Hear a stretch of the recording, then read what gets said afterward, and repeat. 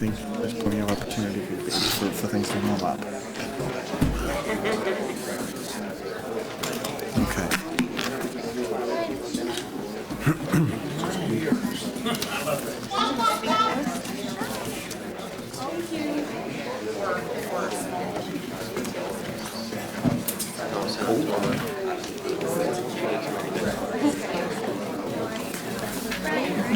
This is the first time I've been this close.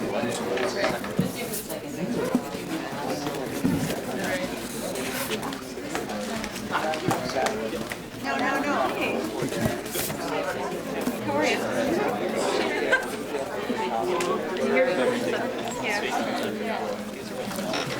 All right then.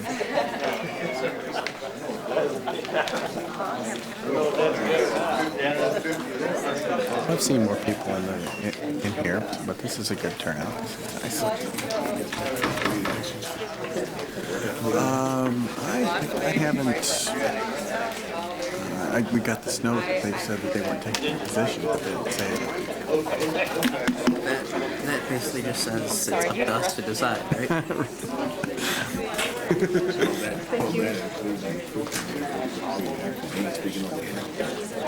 Right. And certainly that happened. Sure. All right. Well, let's go ahead and start getting things on the road.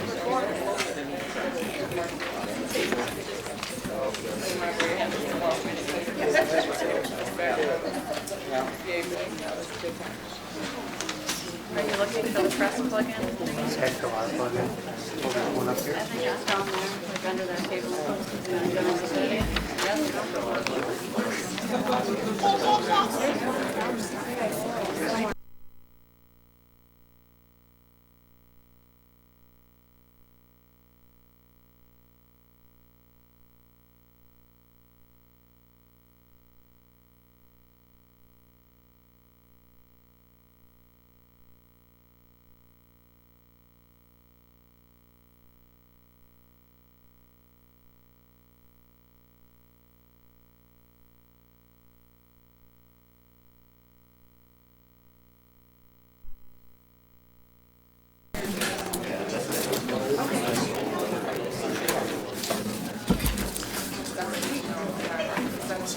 Ladies and gentlemen, it is now 5 minutes after 7 o'clock, and I would like to go ahead and call the regularly scheduled Beloit City Council meeting to order. We are at 100 State Street in Beloit, Wisconsin, in the City Hall Forum.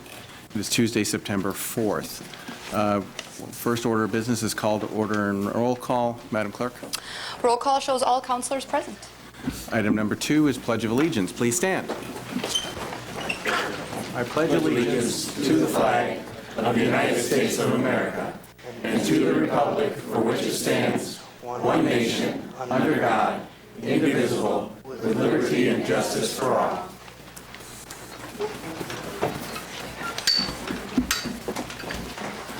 Item number 3 is the special orders of the day and announcements. Mr. Vice President. First item is A is a proclamation recognizing Bridget Witt's participation in Team USA's duathlon program and proclaiming September 23rd, 2012 as Bridget Witt Day. Is Bridget Witt here? You please come up to the podium.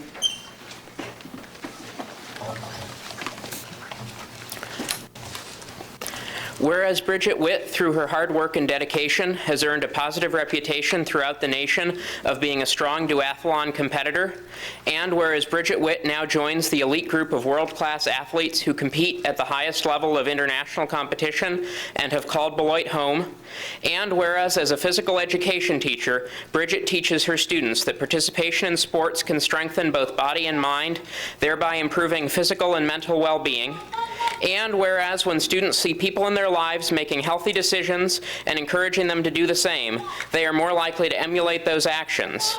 And whereas Bridget Witt demonstrates outstanding strength, discipline, devotion, and determination to succeed, setting an honorable example for both her students and the greater Beloit community.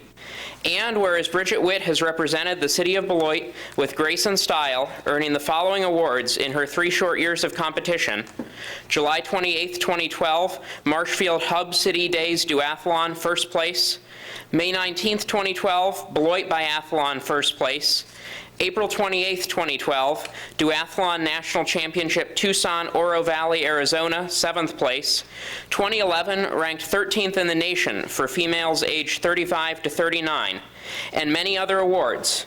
Now therefore be it proclaimed that the City Council of the City of Beloit expresses their support of Ms. Witt in all competitions, especially as she represents Team USA in Nancy, France, and does hereby proclaim September 23, 2012 as Bridget Witt Day in the City of Beloit, and encourages all citizens and fellow school district employees to recognize her outstanding achievements and talents. Presented this 4th day of September 2012.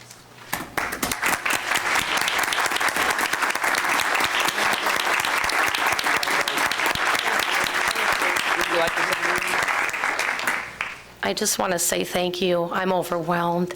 I did not expect this, and I cannot wait to represent Beloit, Wisconsin, and also Team USA and Nancy, France, and I hope to give you good results. Thank you very much.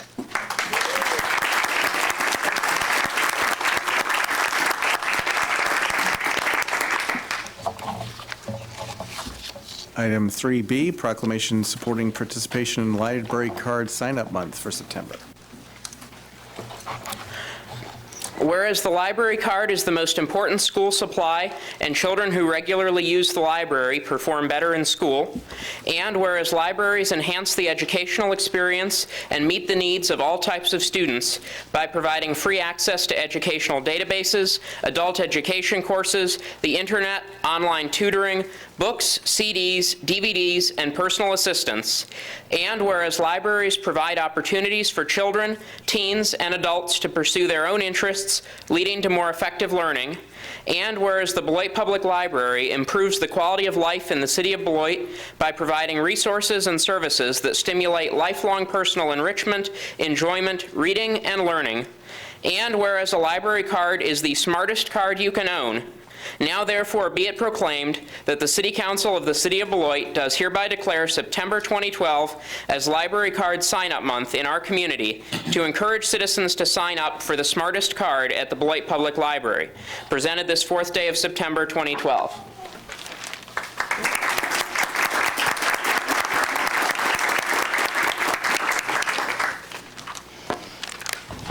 Just wanted to say thank you for supporting our initiative to encourage our community members to participate in the services that the library does provide.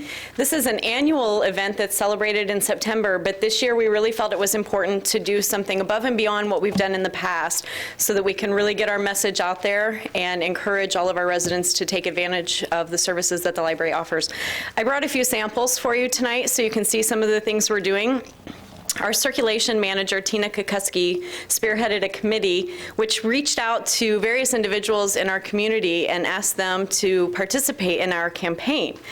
And in the lobby of the library, there are 2 large display cases. They're about 2 feet wide by about 6 feet tall, and each one will have a poster of a community member holding their library card. We're rotating those different weeks in September so people can come by and see them. But we'll also be putting smaller posters up throughout the community and distributing bookmarks with individuals on them as well. So our city manager, Larry Arft, was a participant. We had a young woman who is a regular library patron, Janiyah Burnett, participate.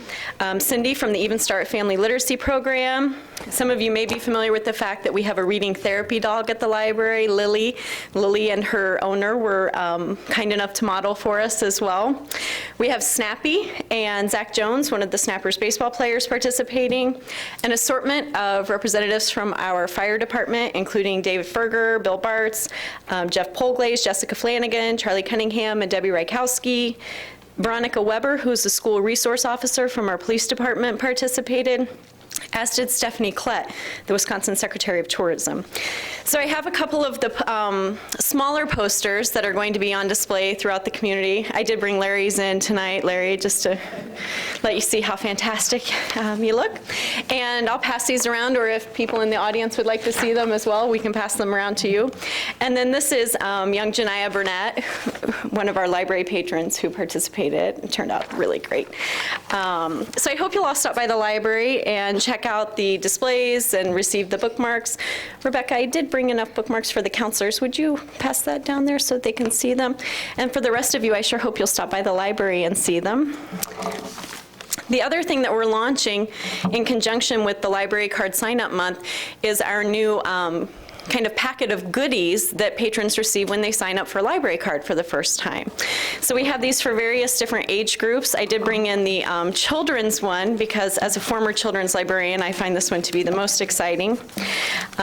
Included are obviously some informational pieces so that folks understand what their library card has to offer for them, but it also includes bookmarks, doorknob hangers, a free ticket to an Ice Hogs game, a free coupon for Culver's, a personal pan pizza at Pizza Hut, as well as stickers and pencils and library card holders and all sorts of good things. So we really hope to see an increase in our library usage, and especially those who are first-time library card holders. We certainly want to introduce them to what we have to offer. So thank you again for your support and the proclamation this evening.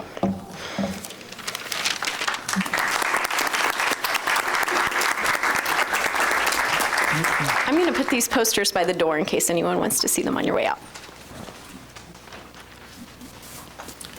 All right. Thank you very much. And now, item number 4 is public hearings, and this is what we've all come here for, it seems. Item 4A, Madam Clerk. A public hearing and proposed ordinance to amend Section 7.243 Sub 3 and to create Section 7.244 of the Property Maintenance Code, Chapter 7 of the Code of General Ordinances of the City of Beloit, and to amend Sections 6.2.8 and 6.3.3 Sub B Sub 1 and Table 6.1-1, and to create Section 8.3 Sub M Sub 5 of the Zoning Code, Chapter 19 of the Code of General Ordinances for the City of Beloit, related to the keeping of chickens. This is for a first reading, and the Plan Commission recommended denial 4-1. Madam Director. The backyard chicken ordinance as proposed would allow 4 hens on a single-family residential lot and a coop which cannot exceed 24 square feet in size. It would allow a chicken run of 40 square feet or 1% of your lot area, whichever is greater. However, in no case could the chicken run be greater than 100 square feet. The coop must be set back from the house 10 feet. All property lines 10 feet unless located next to an alley, which in that case it would be 3 feet, and 20 feet from any neighboring buildings. Those are just kind of the highlights of the ordinance for those who aren't aware of it, that there are a number of other rules within the ordinance itself which relate to issuing the permits and everything. A public notice was published in the Beloit Daily News and mailed to interested parties in early August. Staff was contacted by 6 citizens opposed to the ordinance and received 4 letters supporting the ordinance, which were attached to the packet. Also attached to the packet is a staff memo expressing concern about the proposed ordinance due to its potential negative impacts on our neighborhoods. Also included in the packet is a memo from the Backyard Chicken Group responding to those concerns. This memo and our memo, the staff memo, are both from that July meeting, so they're not really new information to you guys who were at the workshop. The staff memo outlines a number of concerns, from adequate staffing and abandoned chickens to public health concerns and increased fire risk. But the biggie from us, is the staff perspective. We got cut from 6.5 inspectors to 5.5 inspectors, and already this year they performed 5,461 inspections, which resulted in 2,475 violations. We have 1 secretary and 3 building inspectors who have reviewed and issued 1,431 permits this year, and 80 stop work orders. 1 secretary, who is our rental person, has reviewed 3,012 rental permits and issued 975 notices of violation for renting without a rental permit. And the planning and building services director and assistant planner have reviewed 162 planning and zoning applications and issued 53 violations. In the past year, we have already received 11 complaints related to chickens, and that is without an ordinance allowing them. So that's where our concern comes from the staff perspective, is we're concerned that we've already kind of doing a lot, and to add another thing is a concern to us. The advocates have compared Beloit to Madison and Neenah. Neenah's ordinance is implemented by its health officer, which we don't have. Madison's ordinance is enforced through a variety of departments, including zoning, code enforcement, health, and police. Madison has animal control officers to catch loose and abandoned chickens, and a humane society that will accept these. And Beloit's police department does not have an animal control, a dedicated officer just for that. And Rock County Humane will not accept chickens. And we're also not feeling that we're comparable to Madison or Neenah. I would love to be, have the development they have and the property values, but we don't. We feel we're more comparable to other Rock County communities like Janesville, Edgerton, and Milton, who have denied them. And the town of Beloit that has one actually requires, I found this out when we went to the town meeting, requires 40,000 square foot lot in order to have chickens, which is almost an acre lot. So the smaller, more densely developed areas can't have chickens. We would not be opposed to a chicken ordinance that allowed chickens in a 40,000 square foot lot. At the Plan Commission meeting on August 22nd, they did hold a public hearing. And we did have, I believe, 10 people come, 5 for, 5 against. We had more people against and for, but who didn't speak. So we can't give you an actual tally. They did vote 4-1 to deny the ordinance. And they did thank the advocates for their hard work on this issue. They believe in grassroots organizations, but did not believe that now was the time for the ordinance. Thank you, Ms. And I don't know Christensen. why the no vote was, but Anna can tell you if you want her to. Okay. All right. Well, as a preparation to this public hearing, I do have a stack as thick as a book of people who wanted to speak during citizens' participation, but actually you're going to want to speak now. I think I probably can call you forward, but I think here's the ground rules as we have it. I believe I told Kurt that I was going to be a little bit permissive for him. He was going to speak towards the end. But I think with other people coming forward, we've always traditionally wanted a 3-minute window, give or take a little bit, for most people.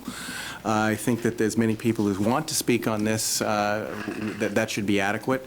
I also would like to say that if you've got something to say that you've heard someone else say and you don't have anything else to add to that, then just let me know that, and maybe you don't need to speak.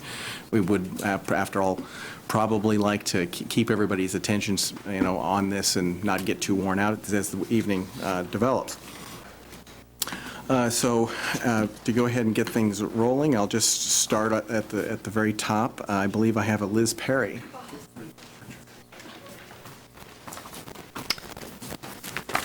Oh my. Hi, everyone. I'm Liz Perry. I wanted to go in the middle.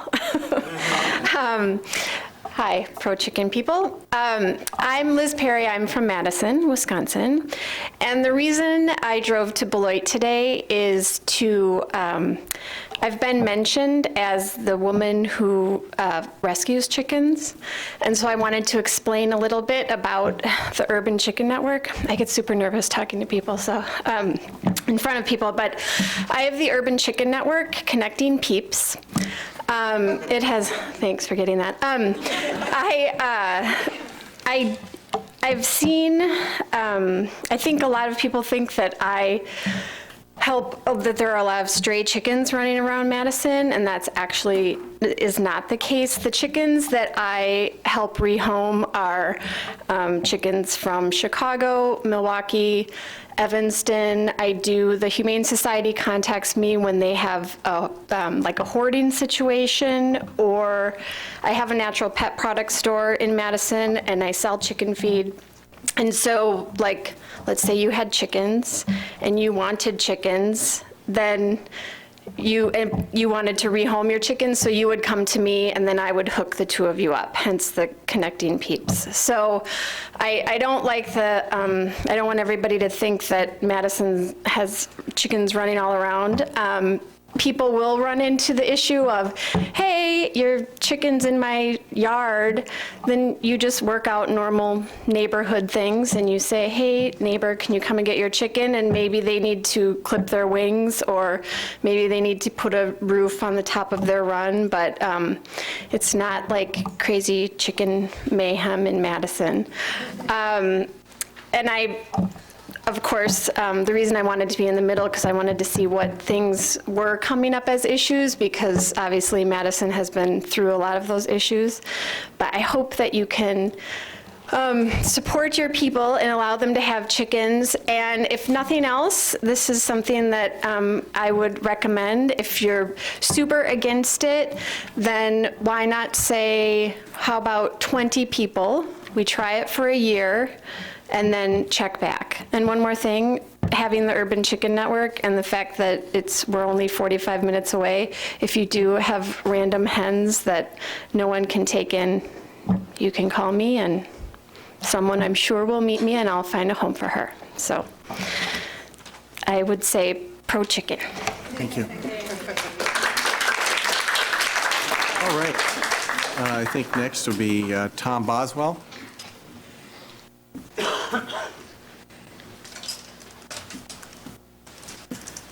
Please approach the podium and state your name and address. I was actually expecting to be last because I just handed in my thing. I'll go second. I live at 115 Highland in Evansville, and so I'm about 28 miles up the road, and so some people might say I'm an outsider. But I did spend 5 years working in Beloit Tier 4 with a group called Justice Overcoming Borders, JOB, and another year with the Arts Incubator downtown. I wanted to first say I read the memo from the staff's concerns, and I really feel that I understand where they're coming from, and I think I just left that somewhere. I understand where they're coming from, and I feel that they're very sincere in their concerns, but to me it just seems a little bit like there's such a greater problem we're facing right now from industrial agriculture. And just last night on Channel 3 TV in Madison, they had a story about the severe threat and danger of antibiotic resistance. 80% of the antibiotics in our country are fed or given to animals. They're not given to humans, and we have a real national problem here in terms of our antibiotics no longer being good ultimately for people because of the resistance from their use in industrial agriculture. And there were some very gruesome pictures along with the story last night on TV about how these chickens are raised. Now, we don't have factory chickens in Wisconsin yet that I'm aware of, but we have what I would consider the biggest environmental problem, maybe the biggest problem altogether in Wisconsin, is from industrial agriculture right now. We have the northeast part of our state. It's just horrible what's happening there. And now Rock County has 2 of these factory farms. I'm immediately threatened by one of them, and I spent a number of months, about a year ago, organizing a group to oppose the other farm, which is located now just east of Janesville. And what I want to say in terms of the staff's concerns is that I did not hear anybody, and maybe I missed something, but the months I spent organizing against that farm, I did not hear any officials or staff people in Beloit raising concerns about that industrial agriculture, that factory farm very close to the city of Beloit, which will have tremendous impacts on the city. The only people who seemed concerned and we were able to meet with, Sir, please. You want me to? Okay, was the Rock County Health Department.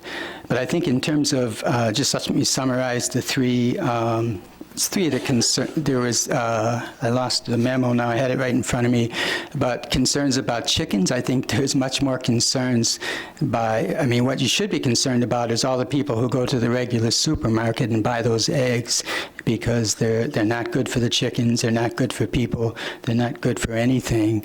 And although I'm not a purist in terms of what I eat, I would never go into a supermarket and buy those eggs, which is one reason I'm here tonight to support this. But a lot of the other concerns raised in that memo, I think there's much more serious issues posed by industrial agriculture. I wish I had a couple more minutes. I did give a copy of this. I think you should have all gotten one in the mail about a year ago, and I've got a couple hundred more available if anyone needs one. Thank you. All right.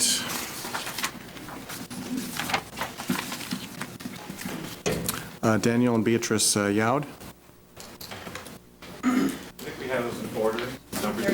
Well, Kurt, I thought you were going to go towards the end. Yeah, we need to. We just have, that's why we turned last one. I'm sorry, it sounds like we need to turn those in now. Ah, okay, so, They're put together. well, they are clipped together. Now, the reason I'm putting this in is because I had assumed that you were going to want to go last rather than first. Right, we did two. They want the whole group. They want the whole group, so you guys are, Half a page. all right. We just put them together with a group with numbers on them and a paper clip, pull them together in order. Okay, so are you going to each want to speak? Right. Okay, First, we're just doing a small part because we wanted to see the front okay, all right then. So if you want to handle it and do it that order, that's fine. How about send Christy up, she's first. Good evening, counselors. My name is Christy Hendrick. I live at 740 Grant Street. I'm a teacher and a mother of 2 boys. I'd like to give a brief recap of how we arrived here today. In 2007, a member of our group asked Steve Gregg how she could go about having chickens in Beloit. Steve said she'd have to go through a legal process, changing the city ordinances to allow chickens. So 1 year later, on Kyle Weaver Day, she and one other city resident spoke before the council, and they were considering writing a chicken ordinance, but nothing came of it, and they didn't speak again. Then, in September of last year, the resident drafted an ordinance. She reapproached the councilor for help in the process. The councilor recommended collecting signatures of support. In 3 weeks' time, she came back with 173 signatures, at which point she asked the councilor about the process again. By the time the budget process was finished and the holiday season had passed, more residents had caught wind of the movement to pass an ordinance allowing chickens, and soon a group was formed to achieve that end through the democratic process. That group formed and started its work in February. On March 5th, with 500 signatures on our petition and a sample ordinance, we formally requested that the council put this on the agenda. Since March 5th, the city staff have produced 3 drafts of an ordinance, the first 2 of which were discussed and edited in workshops involving staff, the council, and other residents. The third, and what we hope to be the final draft, is what comes before you today. So, 4 years after first being discussed with city staff, and after 7 months of education and compromises, here we are today, ready to vote, or as one might put it, down to the chicken wire.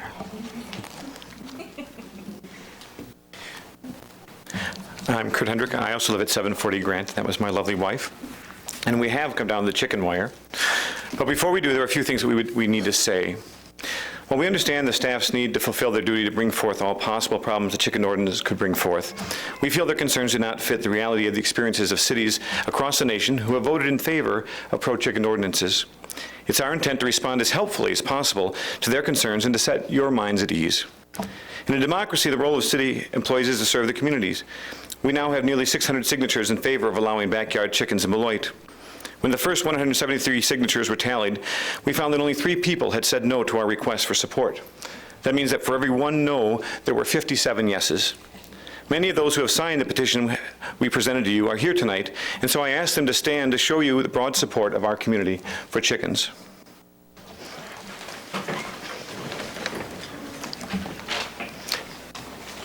Thank you. It is rare when the community rises up to bring its concerns forward in the public realm, but it is the way that grassroots democracy is supposed to work. Our hopes lie with you. You are the people that we elected to stand for us. You are the ones that we trust to speak for us. We have spent months and some of us years bringing this proposal before you. You know this is not a spur-of-the-moment proposal, but it is part of a growing movement across our country. In our own state, 31 cities have considered this, and 25, that's 80%, have welcomed it. In our nation, we have gone from 64% to 94% of the 100 largest cities with pro-chicken ordinances. This is coming, and we are not intending to go away. So we come before you tonight to present to you the voice of the community. We will present to you clear information from communities and citizens who are experienced in being chicken-friendly, to answer any concerns that you may have, and to put any fears you may have to rest. But most importantly, we come before you to ask you to be forward-looking and to stand with the people of Beloit. Thank you.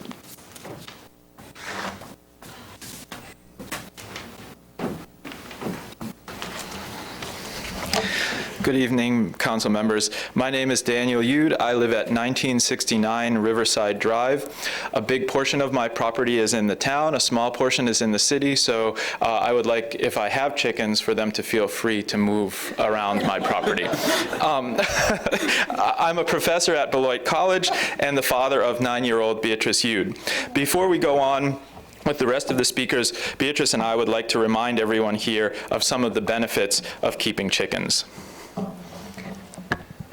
First, for families and children's educations, some families find raising chickens to be a great way for their children to learn about animal care and responsibility. Better understanding of their food system and gain general insight to life's basic processes. Second, for improved health, home-raised eggs have been shown to contain more good stuff like vitamins and omega-3 fatty acids and less bad stuff, cholesterol and saturated fats, than their conventionally raised counterparts. Third, for personal well-being, many people gain sense of pride and satisfaction from raising well-cared, healthy birds. Just like the family dog or cat, chickens make good pets and can be a source of relaxation and companionship. Fourth, for the environment, chickens may help homeowners become better environmental stewards. Poultry waste is an excellent source of nutrients for plants, providing many of the key ingredients for composting and keeping fertilizer costs down. Many chicken owners use their birds to keep kitchen waste out of their trash bins, as chickens will eat many vegetables, especially leafy greens and unseasoned meat scraps. Additionally, given that the average egg travels 800 miles from farm to plate, consuming eggs gathered only 10 feet from one's plate obviously reduces fossil fuel dependence. Raising one's own chickens means less dependence on synthetic chemicals, such as antibiotics, which have already been mentioned by another speaker, and insect and weed repellent. Fifth, for our household budgets, 4 hens will produce about 75 dozen eggs per year. The cheapest cage-free eggs at Walmart cost about $3.18, which would give our 75 dozen eggs a value of at least $240. Subtract the price of feed, about $75 a year, the permit, $35, and a couple bales of hay, straw, about $30, and you come out with an operating income of about $135. Now, we're not talking about a lot of money, and we're not factoring in labor or initial investment, but an annual savings of $135 per year is not bad for a little home chicken enterprise. So to conclude, why do we ourselves and our neighbors want to have chickens? Because we know they'll be good for our families, for educating our children, for our health and well-being, for the environment, and for our budgets. Thank you.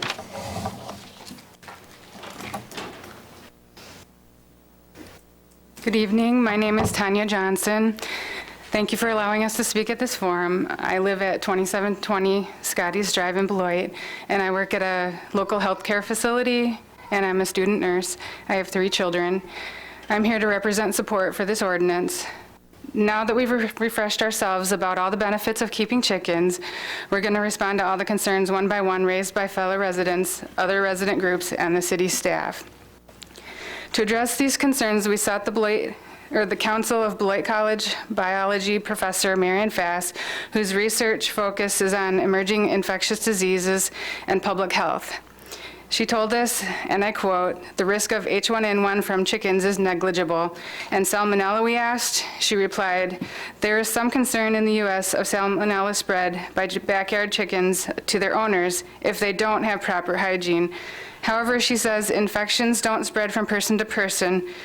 usually beyond the household. In some, she writes, disease threat from these backyard chickens seem to be a smaller issue and not one that will endanger large flocks. The chickens in the backyard are probably less likely to be hosts from diseases than ducks and geese on the river. She said also she thinks chickens will be good for the community. We also sought the counsel from Ron Keene, poultry specialist in animal sciences at UW-Madison. He sent us an informational brochure he authored on poultry in urban areas, which says, regarding salmonella, he writes, only rarely will contact with fecal material lead to infection, and a good hand washing with soap after handling any chicken will take care of this. The same risk and remedy applies to other animals, including dogs, turtles, and so on. Regarding influenza, he writes, there has been evidence in some other countries that chickens can transmit the influenza virus to humans. In the United States, the specific subtypes of the virus that affect humans have not been found in the poultry for many years. It is the opinion of these experts that backyard chickens pose no serious health threat to their owners or the community at large. Banning them for exaggerated health concerns is unnecessary.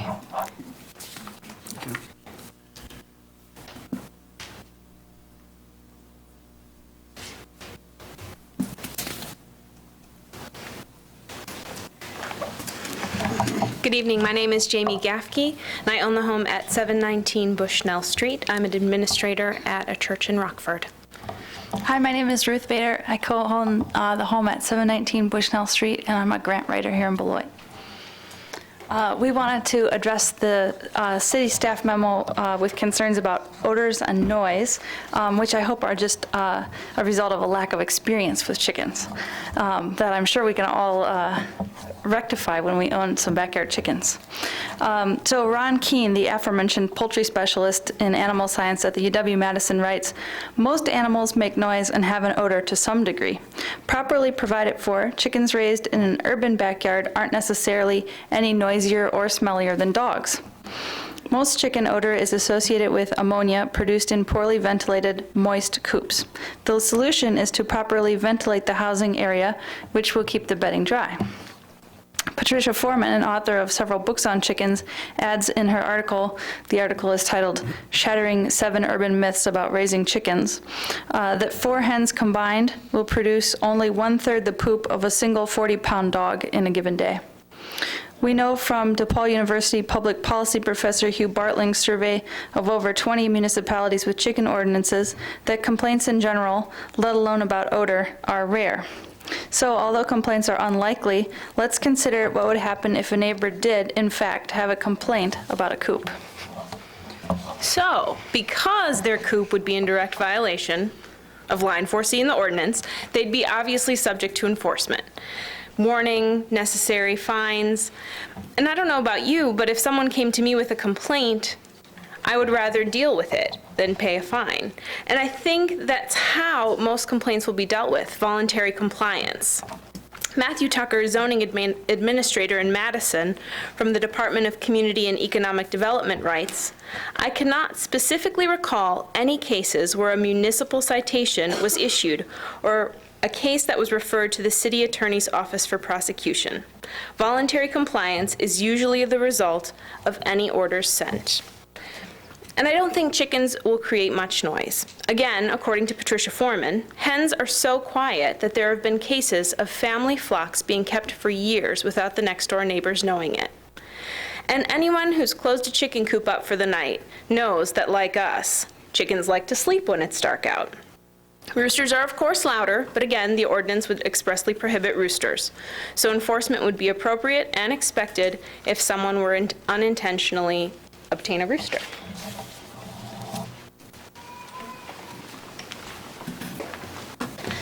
Good evening, everyone. My name is Tari Rudolph, and I live at 2114 Liberty Avenue with my husband, and I am a voluntarily unemployed housewife and stepmother and owner of cats, dog, and a turtle, and hopefully soon some chickens.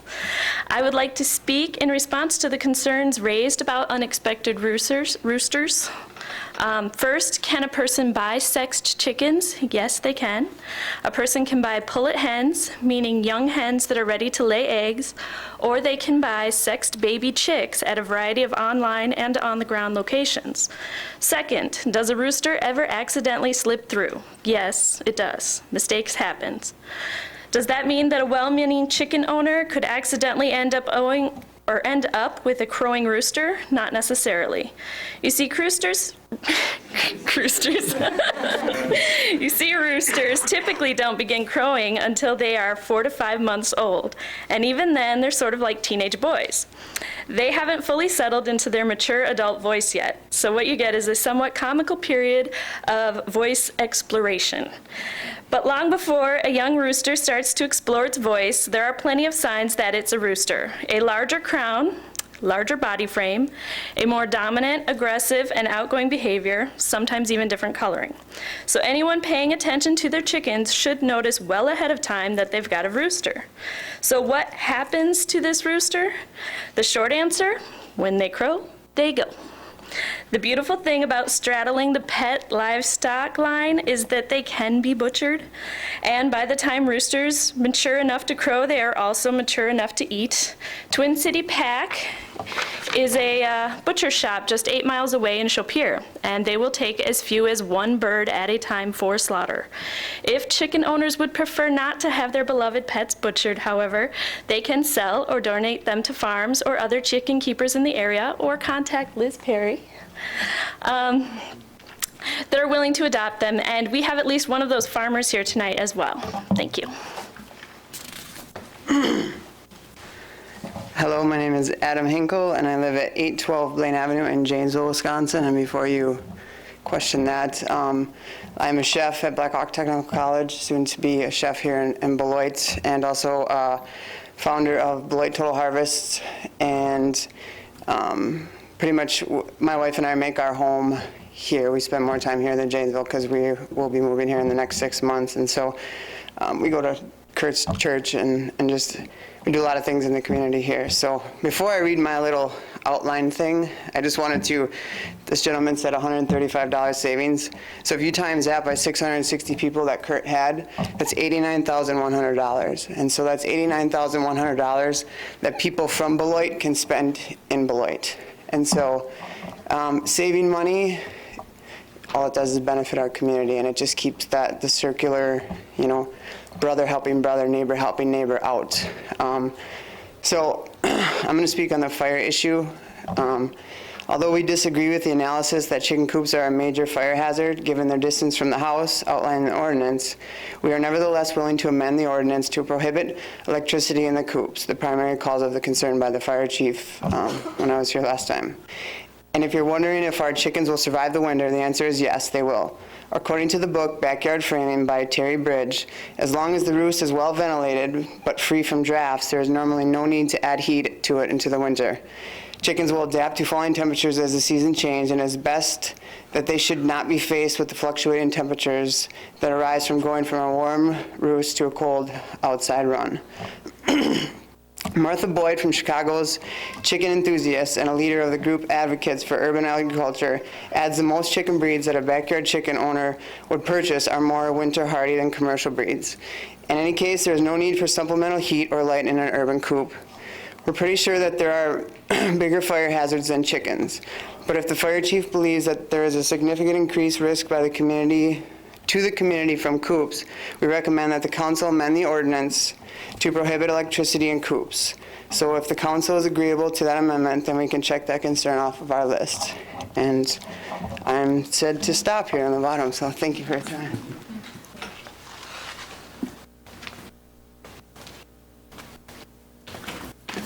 Good evening, everyone. Nice to be here again. My name is Krista Boycest, and I live at 1300 Bushnell Street. I'm a landlord. I'm a homeopath and an entrepreneur.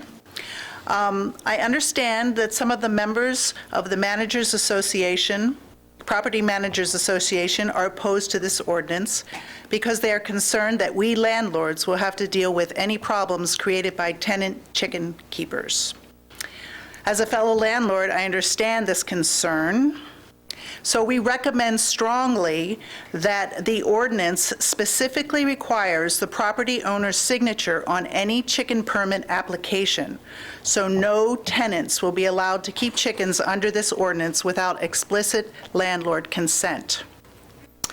So is it possible that a tenant could go ahead and get chickens in violation with this ordinance?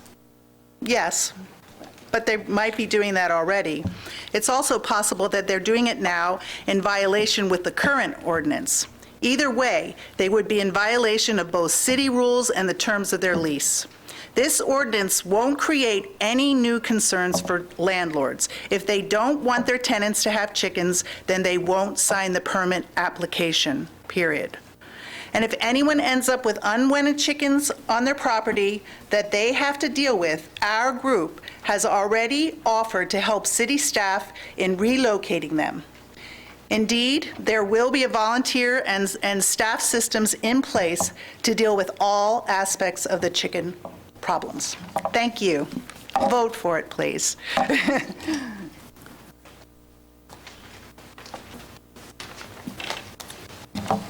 Hi, my name is Mary Beth Miller.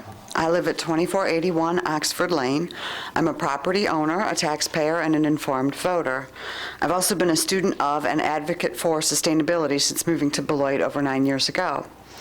We've heard from staff and property owners, we don't want chickens to reflect poorly on the city's image or lower property values. We don't want to be known as the chicken town. We don't think being a chicken town is a bad thing, and we certainly don't want to see property values fall, but the truth is no comprehensive, statistically significant study has looked at the effect a backyard chicken ordinance has on property values. I'm not even sure one could be done. There are simply too many variables affecting property values to be able to easily isolate chickens as an independent variable.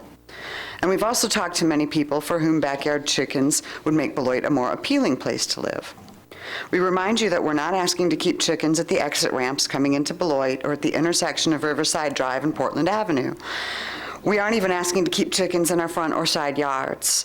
We're asking to keep chickens tucked away behind the house in the backyard. We don't expect that we'll become known as the chicken town. There are too many other wonderful things here that we would be known for first. Our downtown redevelopment, our many LEED certified green buildings, our beautiful city center and its events, including our award-winning farmers market, our $70 million investment in our public school systems, our city beautification initiatives, our film festival, our world-renowned college, or our hardworking, resilient, diverse, and civically engaged residents. We think backyard hens are consistent with the funky, trendy blend of old, new, rural, arty, intellectual, and green that Beloit represents to us and promotes to the outside world. Have any of the other 94 largest cities in the U.S. become known as chicken towns? How about the numerous other municipalities in Wisconsin that have chicken ordinances, such as Green Bay, Stoughton, or Delavan? Approximately half of Wisconsin's other eco municipalities permit chickens. You might also be interested to know that of the other 4 America in Bloom finalists that Beloit beat out in our population category in 2007, 3 of them allow backyard chickens. Are these all chicken towns, or are they models of the kind of award-winning community that Beloit is and seeks to continue being? When Beloit won the America in Bloom Award, Larry Arft was quoted as saying that the urban renaissance of the last 15 years is paying big dividends. The judge's report highlighted environmental awareness as the area most needing improvement in Beloit. We'd like to see this council continue our renaissance, improve our environmental awareness, and enhance our image as a sustainable community by following the trend of so many other highly lauded cities and improving our own backyard chicken ordinance. Thank you.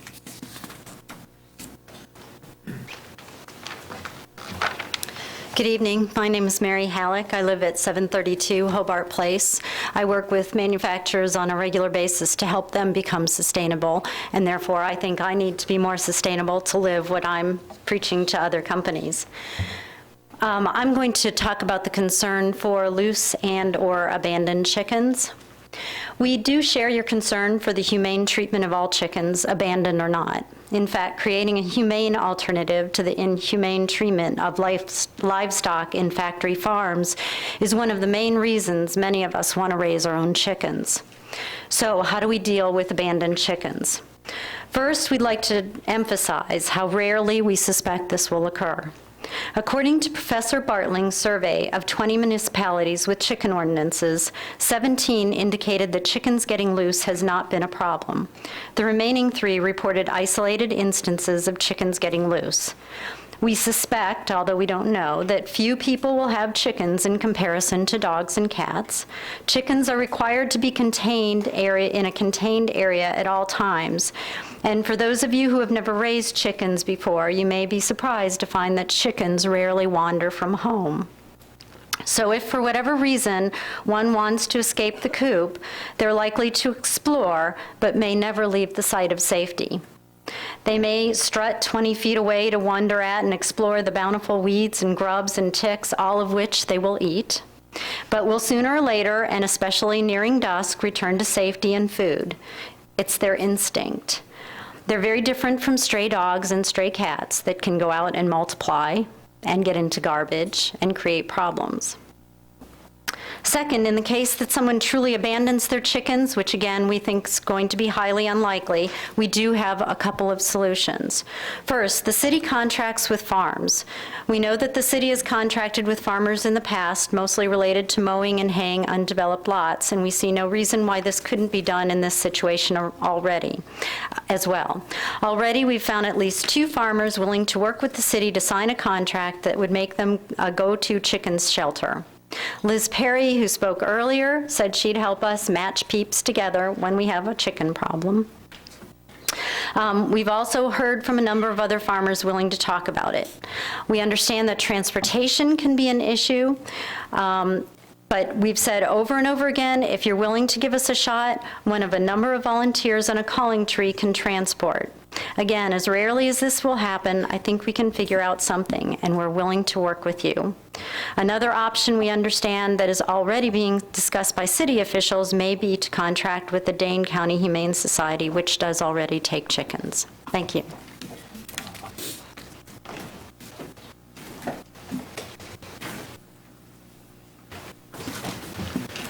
Good evening, council members. Thank you for allowing me to speak before you. My name is Oswaldo Voicest. I live at 1300 Bushnell Street here in Beloit, of course. I'm a professor at Beloit College, and I'd like to address some concerns the city staff has, specifically regarding the adequate staffing levels. We understand that the extra time is hard to come these days in City Hall. With cuts in staff and budgets, it's no wonder that the city staff are concerned about additional work with no additional personnel or pay. So, respecting that concern and taking it seriously, we're proposing another amendment to limit residents to 30 permits in the first year. This will give staff time to monitor the implementation of this ordinance for a limited number of households. But we also want to reiterate what we've found over and over again in our research of other cities. That is, violations and resulting enforcement will be minimal. Beloit City staff have cited Madison as an example of a city that has put a lot of time into enforcement of their chicken ordinance. This interpretation is different from what we've heard from staff in Madison. But even if there has been an increase in problems, it has happened gradually as more and more people obtain chickens. If Beloit follows a similar gradual increase in chicken owners, we will have plenty of time to prepare and/or determine whether this is something we can manage. We have just learned that already 11 complaints have been filed even before the chicken ordinance has been put in place here in Beloit. It stands to reason, nonetheless, supported by the evidence, that with an ordinance formally on the books, this will prevent this type of problems. Our research of other cities found far fewer issues. Quoting from Bartley's survey, and I quote, "In general, we found that most cities were satisfied with their ordinances. Major complaints and infractions were rare, and the adoption of chicken ordinances have been looked upon positively. Of the 18 responses to the question, how many violations of the ordinance has your city detected? 10 reported no violations. 2 cities reported 1 violation. 3 cities reported 4 violations, end of quote. And the remaining 3 cities reported more than 5, but no more than 20. And keep in mind that the study included a few of the biggest cities in the United States. The report also says, and I quote, "Likely due to the minimal number of complaints, enforcement has not been a major problem in any of the cities we surveyed." So I ask, why would Beloit be any different? Do we not trust our own residents? The other thing to bear in mind, which Ron Keene points out, is that fewer people will probably get chickens in the first year than we expect. He writes, and I quote, "When La Crosse passed their ordinance, they had 4 residents get chickens in the first year. So the staff are not likely to be, are not likely going to be overrun with chickens," close quotes. So while it's impossible to know ahead of time the exact number of permits that will be sought or the number of compliance issues that will have to be dealt with, all evidence suggests there will be few. Thank you. Hi, my name is Deb Crockett. I live at 1014 Emerson Street, and I am an educator and a farmer and a mother of 2 daughters. So we understand the Planning Commission recommended against the ordinance, largely because city staff said that there weren't systems in place to deal with abandoned chickens. So in order to give staff the time to make sure that animal control and other logistical procedures are in place, we are recommending that you amend the ordinance for a start date of January 1st, and that would give them 3+ months to get those things in place. As we get towards our conclusion, our real question for you is, will you give us a chance with this? If all chaos ensues, we fully expect you to return to the table in 1 year's time and substantially limit or prohibit backyard chickens. You have the power to do that, but I don't think that will happen. To date, neither the city staff nor any of our group have heard of any cities, a single city that has set about repealing their chicken ordinances in the cities that have them. The only change that we have seen is in cities like Seattle, which increased the number of hens that you could have after a number of years of permitting them at a lower number. So we ask you again, will you give us a chance with this? One final note on this point, code enforcement is something that we as volunteers, as residents cannot do, but preventing the need for enforcement is, in the first place, is something that we can do. There are active volunteer networks playing a variety of roles in cities throughout the country, New York City, Chicago, Cedar Rapids, Madison. We've been in touch with them. We know some of the things that they're doing effectively in their communities.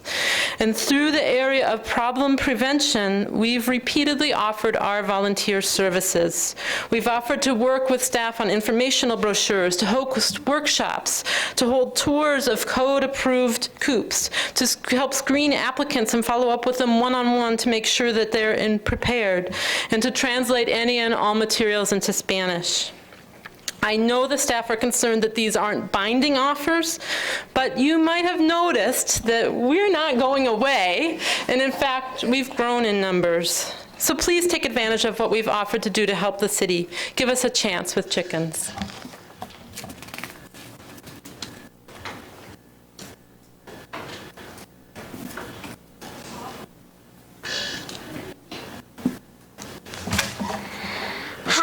My name is Nellie Conover Crockett, and I live at 1014 Emerson Street.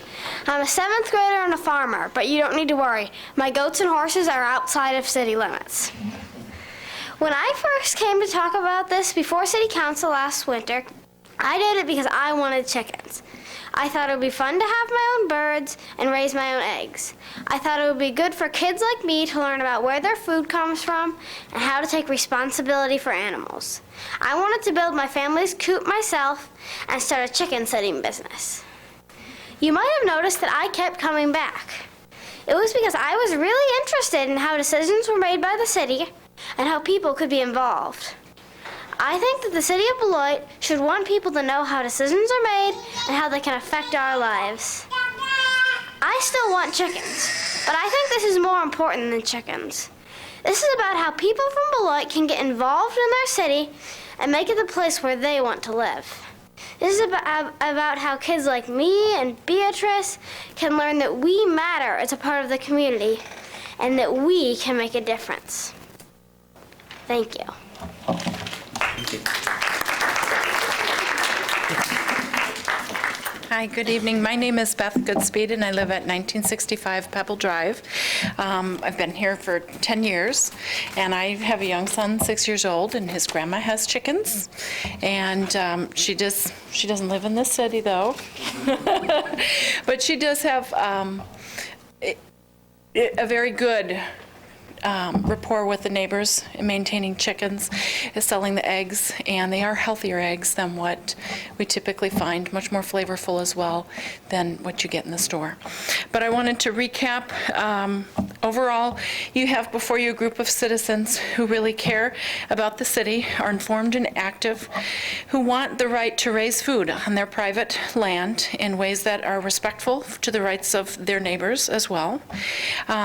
Along the journey, they have listened carefully and respectfully and compromised on every aspect of the ordinance to create rules that answer the concerns of the city staff.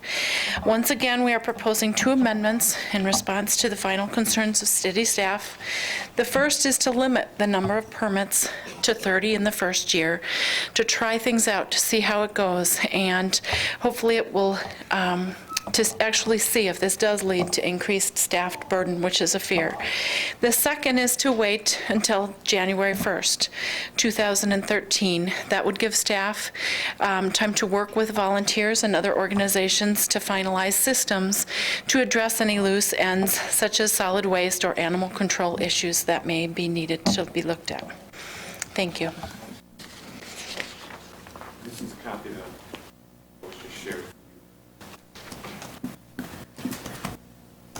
All right. It sounds like everybody from your group has come through. Okay, and the next sheet I have is for Larry White. It's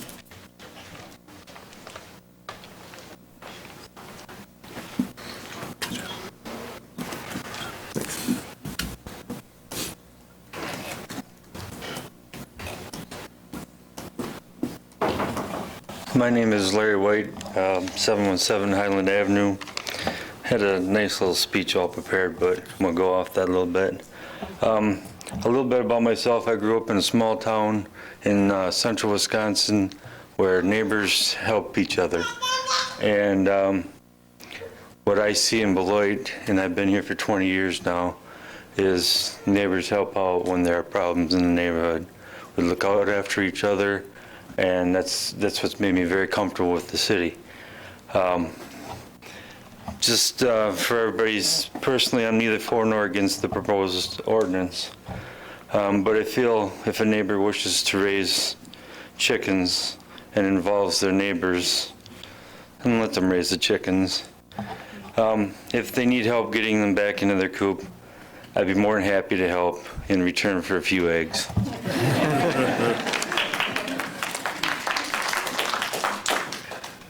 next, Kathy Vickerman.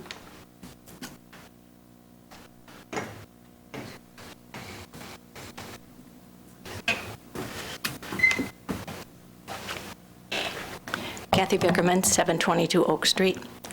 I had a prepared statement, but after listening to all of this, I'm going to make some changes in it. First of all, not all of you were at the Plan Commission, which was a tremendous amount of information shared. Chris Walsh is very knowledgeable. I was pleased she was able to share all that information, and the city didn't even have to pay a consultation fee. Prior to the meeting, this is a planned meeting, one young man, and he's here tonight, told me he had to go to the farm and close the chicken coop after the meeting. He repeated this information from the podium. The meeting started at 7 and lasted until after 8. There can be no shortcuts when it comes to the proper care of chickens or any other livestock. And incidentally, of all the speakers tonight, I've not heard one of them, not one, say that they've had any experience with chores. And I hadn't intended to say anything on this, but as a kid, I was the one designated for chores. My parents had 2 acres. We had 5 sheep, 1 pig. We had banny chickens, and they laid wherever I mean, when you found an egg, you didn't know how fresh it was, so you had to break it in a bowl. But that's a commitment. And 50 or 60 years ago, discipline was not a timeout. It was not removal of your TV in the bedroom, or you didn't lose your iPod or whatever piece of equipment is available today. There was a lashing every now and again, because animals cannot take care of themselves. And quite frankly, we moved from a small community, Mineral Point, to Beloit. And to me, this was a huge city. Well, when I went to work in Rockford, that's a different story. I then learned what a city really was. But it's not, no one in my neighborhood, first of all, it's become very high rental. I would hate to see any chickens in our neighborhood simply because they don't even mow their yard or shovel their walk. And I can't envision this being an improvement to the city. Efforts to aesthetically improve the housing stock in Beloit and beautify the city will be for naught if chickens are allowed in the city proper. Farm animals belong in the properly zoned areas, and that does not include residential areas. With little effort, I found free-range and organic valley chicken eggs available for sale at Beloit's Bushel and Peck, Basics Cooperative in Janesville, Nature's Pantry in Rockton, and at the Denny Wright Farm on St. Lawrence.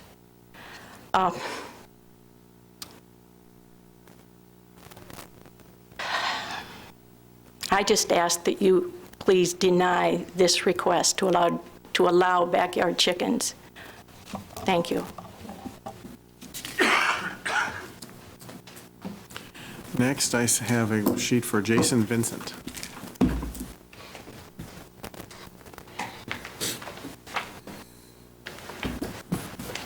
Good evening, distinguished members of the council. Jason Vincent of 3537 Eagles Ridge Drive here in Beloit, resident for about the past 5 years, formerly the advertising director of the newspaper here, now working in Rockford. I had a lot of points that were already covered, so I obviously won't recover those by the folks here from Backyard Chicken, although I applaud their efforts and time and everything they've done, because I have to admit I've been kind of just a tag-along and coming to this debate a little bit late. But I do want to speak tonight in support of the proposed amendments, because I do feel like it is important to look at the benefits that this could have for not just the community, but certainly the people of the community specifically that would make this choice to keep chickens, to raise them, and enjoy the benefits that they offer. I'm very respectful of the time and the, I guess if you will, the difficulty that city officials have in doing their jobs today. We're really all being asked to do more with less, probably more so than in most of our lifetimes, given the challenging financial times we face, both as a city from the tax revenues as well as individuals from our own professional positions. So I say this in all respect that while I recognize those difficulties, I don't feel like they should be seen as a hindrance to serving the needs and desires of a community when no other reasons can be found, perhaps, for that. For those needs and desires to not be met, and specifically, obviously speaking of those citizens who would wish to keep chickens. I'd also like to speak towards the proposed amendment. Again, I'm not part of the Backyard Chickens groups. I have not been in discussions with that, of the limit of 30 permits. I feel that's unnecessary, although I'm certainly in acceptance of that too, because I feel like 30 permits in the first year would be absolutely extraordinary to happen. I think there is a natural vetting process in this particular endeavor, because there is quite a bit of cost involved with starting, with meeting the criteria of the amendments and having the appropriate chicken coop and chicken run to actually be permitted to keep chickens, not to mention the actual expense of the chickens and then the operating costs that's already been mentioned thereafter. There's a lot of startup. So it's not something that just anybody's going to do unless they have at least some passion or desire to actually keep the chickens, raise them well, benefit from them, and be good stewards of the health of the chickens as well as the health of those around them, including their neighbors that might be adversely affected if that health wasn't kept in mind. So I haven't heard that mentioned tonight, so I certainly did want to mention that in my own cost analysis of adding a chicken coop to my own property in Beloit, under the criteria of the last version of the amended changes to the code, even if I did just a halfway decent job, which I would do a lot more than that if I were going to do this endeavor. In fact, I will do this endeavor if this is passed. It would be a minimum of $500 to do it appropriately.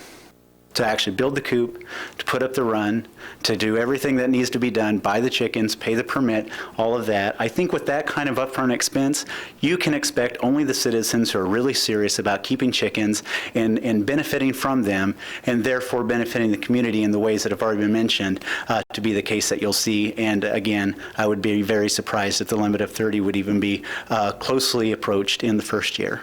Thank you for listening. All right, next I have a sheet for Joe Hansen.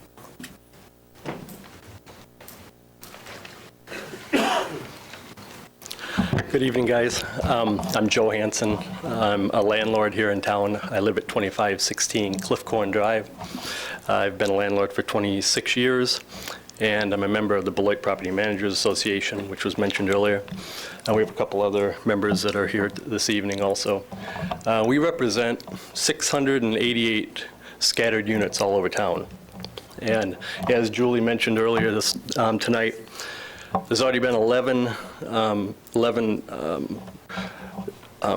problems with the chickens already, and that's without this this code. And what we can see happening is that once, I'm sure all the people here would do a fine job, but what will happen is that the people, like our tenants, possibly, once they see a neighbor with chickens, all of a sudden they just go out and get their own chickens. They don't get the code, they don't get the proper code, they don't get the permit. And then once they've got this in their backyard, then we get the complaint from zoning. And we're the landlords, it ultimately comes back to us. They may not have been built in a workmanship-like manner. Now you've got a chicken coop that didn't cost $500 to build. They built it out of junk, and it's a mess. Now it's the landlord's responsibility to remove it. If they move, we have to remove it. If we evict them, we have to remove it. So we can see the problems in the future, and we ask to deny this. Thanks. Jody Whitnable.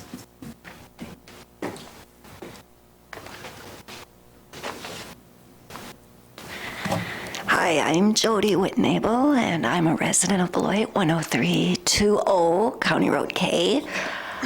I'm not going to raise chickens myself. I'm just here to support all of these amazing people, college professors, pastors, teachers, website designers, nurses. I am so impressed with all of these people out here. And they're the taxpayers, they're the working taxpayers, and this is what they want, and they'll do it right. And in response to what this landlord said, I understand, and it can be a problem, but if we let fear control us, we are not the progressive, green, amazing Beloit that we are. I like to compare, I make videos and documentaries, and I'm a photographer for State Line News, and I've seen all of you at a lot of events. And these are the mover and shakers of this community. These are the volunteers. These are people that have started awesome volunteer things for the community, and they're gonna do it right.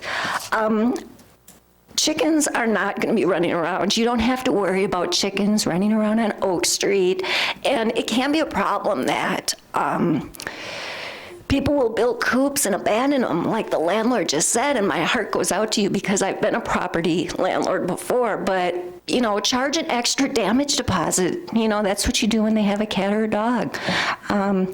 I think that more violations mean more money. You know, fine these people. If they're not doing it right, fine them. This could be a moneymaker for the city as far as I'm concerned, seriously. And it's happening. It is happening. What did he say, 27 cities alone? It's gonna happen. Are we gonna be progressive and be an amazing city that does it, or are we gonna catch up in 5 years after everybody else has?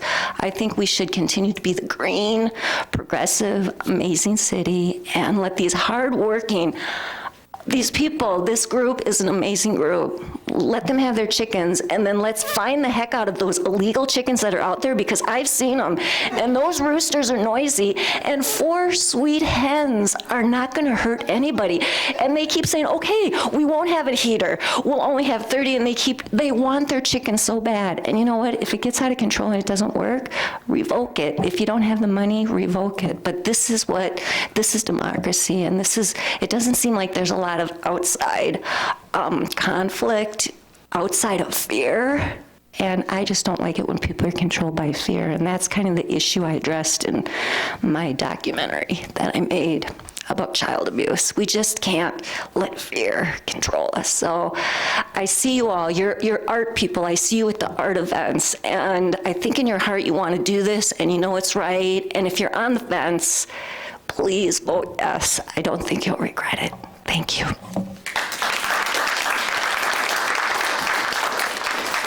Lauren Stevens.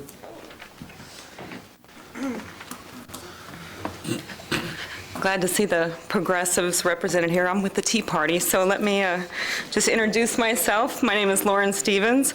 I live on Shore Drive in Carpenter. My address and all my information is in that big yellow packet that I gave to all of you. My comments are also in regards to the report to the Planning Commission dated August 22nd. The report, in my opinion, is full of hysterics, hypocrisy, misleading statements, and baseless assumptions. If you read through that packet, you'll be able to follow along with me. Concern number 1, as listed in the report, inadequate staffing levels. The Beloit report goes completely overboard trying to figure out how to overregulate these chickens. They're just chickens. And then you guys go on to complain about what a burden it will be. I think we just figured out the real problem here, and it's not the chickens. It is strange to me that the city of Beloit used Madison, of all places, as a role model when we have the town of Beloit to look to as a better example. Their ordinance consists of 1 paragraph, and they don't even require a permit. Today I contacted Carrie DeVoe, don't remember her last name. She's the clerk with the township, and she told me that chicken problems are virtually non-existent, just a couple of miles from here. She also told me that they do not waste staff time micromanaging chickens. Chickens are only a staffing problem if you make them a staffing problem. Concern number 2, as listed in the city report, abandoned animals. The Beloit report goes on and on about an entirely different issue, cats and dogs. But when breaking down the report's Madison numbers, the statistical numbers, we have proof of how little a problem the chickens in Beloit will actually be. The city of Madison has over 89,000 housing units, and in 4 years had approximately 230 chicken incidents. That is 0.06%, which for Madison is 57 annual incidents, which is about 1 a week. In the city of Beloit, there are only 8,150 owner-occupied housing units. Using the same percentages as Madison, we can expect to have about 4.89 chicken incidents per year. There's no reason for a panic here.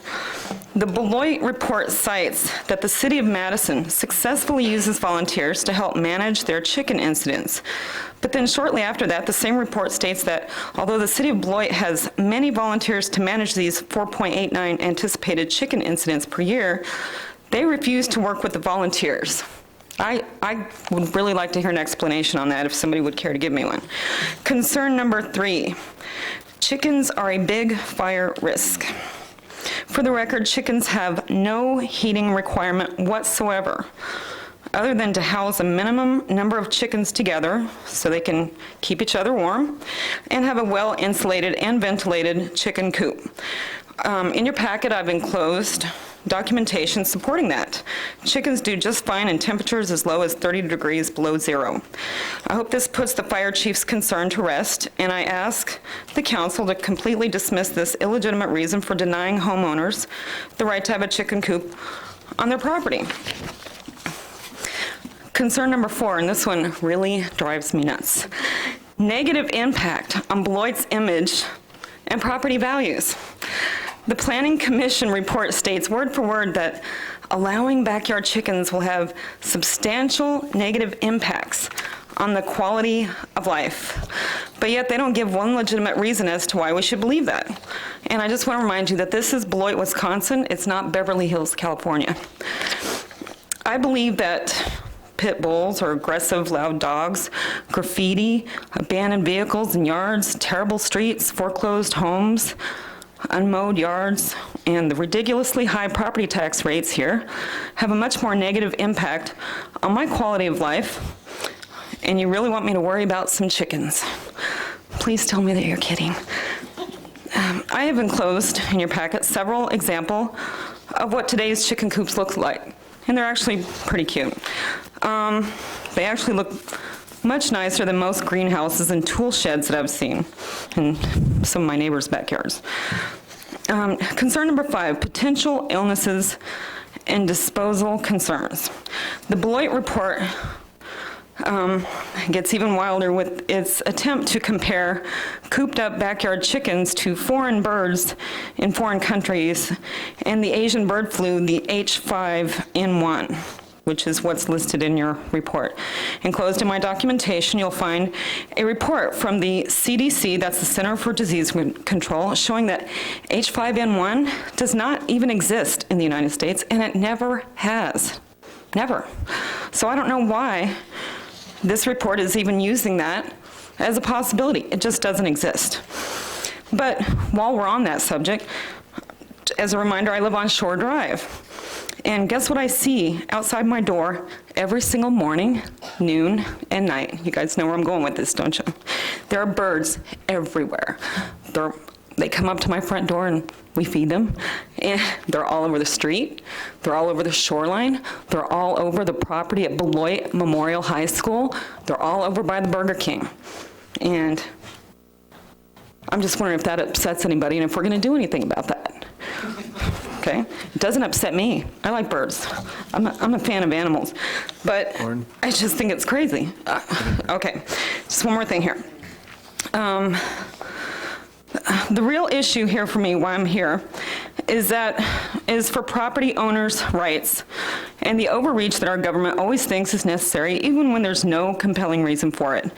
It is ultimately the property owner who will have 100% of the risk of these coops. And if a property owner wishes to offer their tenants a chicken coop, they should be the ones who have to apply for it and be held responsible for it. Renters are generally transient. Usually will have no legal liability to any negative outcome. They likely do not carry adequate insurance to cover any unforeseeable incidents, and they have no inherent right to modify a property that does not belong to them. So I do share and understand the landlord's concerns. In closing, I just want to request the following, and just less than a minute here, that the city consider a pilot program, possibly by lottery, to get the program started, that the city limits the permits to the listed property owner and that it's non-transferable, that the city charges a reasonable initial permit fee and a smaller ongoing annual fee, that the city prohibits the use of heating units, and that should be a violation that would result in the loss of a permit.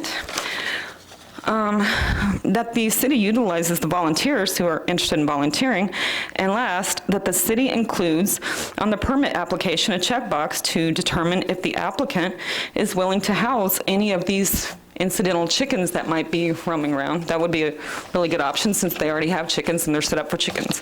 And that's it. Thank you. And Mr. Zorel, we have left you for last. Please do not let us down.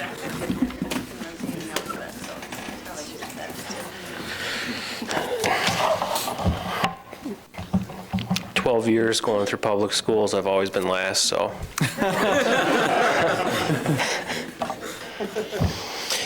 The chicken ordinance is an imperfect one. It's loaded with lots of government regulations and fees, but despite this, I think passage takes Beloit forward in a positive direction, provided that you remove section 7.2448D, which states, a building official may enter the rear yard of a residential zoning lot at any reasonable time to determine if a property is in compliance with the provisions of this section.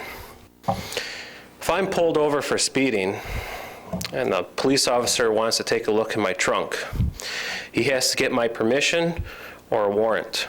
If he doesn't have that, he can't get in there.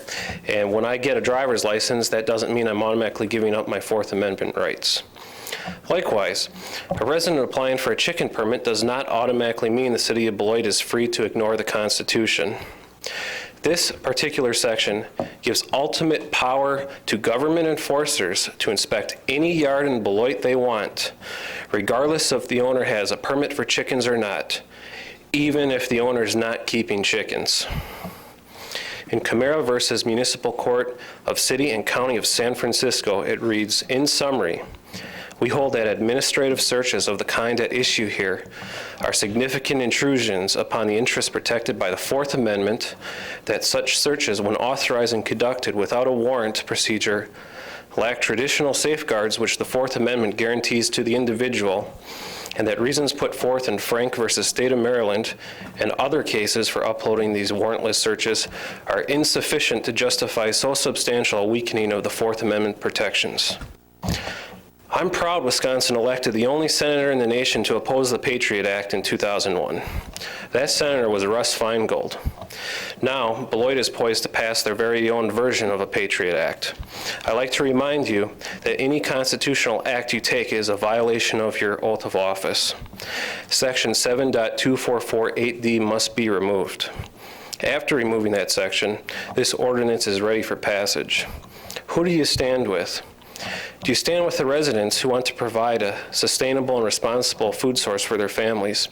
Or do you stand with big agribusiness and the corporations bent on achieving a complete monopoly on our food supply and domination of the human race? The moral choice is obvious to me. Is it obvious to you?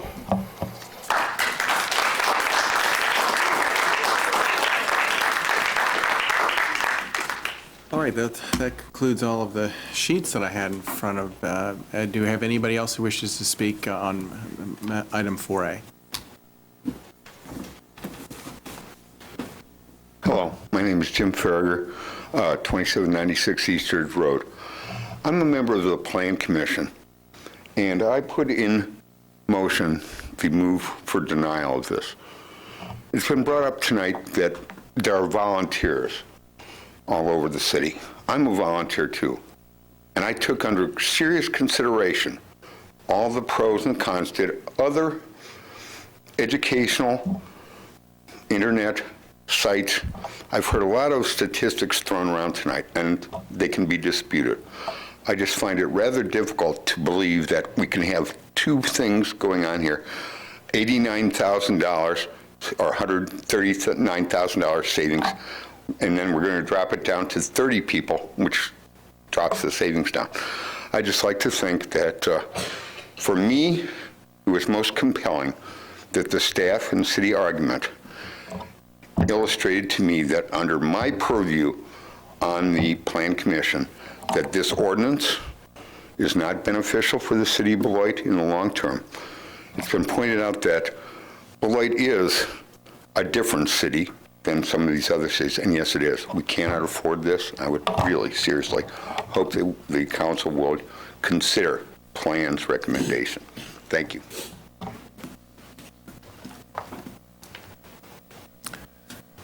Are there any other persons wishing to speak on item 4A?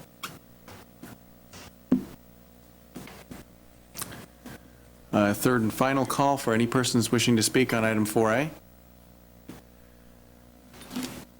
All right, then I shall close the public hearing on item 4A. Before I ask for my colleagues to offer up a motion for layover, I will say to address my colleagues and state that, you know, if we're going to go ahead and have our main discussion tonight, I believe that's the correct thing to do. If there's any modifications or other amendments that wish to be spoken of, that can be brought up as well. I think that we would just as soon go ahead and have all of those discussions. At the termination of this, after we are ready to vote on the merits, we will do a roll call vote starting with Councilor DeForest. So that being my little speaking of the ground rules, I think we can go ahead and get rolling with a motion. All right. Mr. President, I move to lay this over. Second. Motion by Spreitzer, second by Lubke. Let's start. I think Councilor Levy started off with his, got to it first, so go ahead, Kevin. Thank you. Thank you, Mr. President. Just a couple things. First of all, I would like to thank the group that come forward for all your hard work in researching, coming to the meetings whenever we have them, and letting your voice be heard, because as the young lady said, that's very important that everyone's voice is heard. But I need to pause here just for a moment and say to staff, to everyone involved in putting this ordinance together, I want to personally thank you for that, because during the workshops, during the meetings, and I just have to say this, I was getting the feeling that staff was being attacked in some way, that their number one thing is to write an ordinance to shoot this whole thing down. One thing that staff does, or as counselors, we look for both sides of the story. We look for the big picture. If we have to make a decision, we need all the facts. Kudos to the group. When you came forward, you presented every positive thing about this. That's going to be great. I'm not disputing that at all. We never heard the things that could go wrong. Never heard that. That's where staff has to step in and say, we understand that, you know what, this is a good idea, but there could be some issues with this. Could be. We didn't hear that. So staff's job is to come forward with all the facts. How is it going to affect the landlords? How is it going to affect the Beloit community? How are we going to enforce this ordinance? How are we going to pay for, how are we going to develop the permits? How are we going to develop the ordinance in itself? And I think somewhere along the line that's gotten lost in this, because it seems like we were attacking the staff for doing their job. I don't think if staff did not want this to even be considered, I don't think they would have put forth the time and the effort in putting together an ordinance and holding the workshops and coming out and getting your input and tweaking the ordinance. So I just had to say that because I just felt that staff was getting a wrong end of the deal. And I just, as a counselor sitting down here representing the city, I had to put that out there. So that's just my opinion. So that's not the opinion of the rest of them, but that's just my opinion. So to staff, I want to thank you for that. My concern is also, we hear that if there's a house that we need to find some place for the chickens to go, we have the young lady in Madison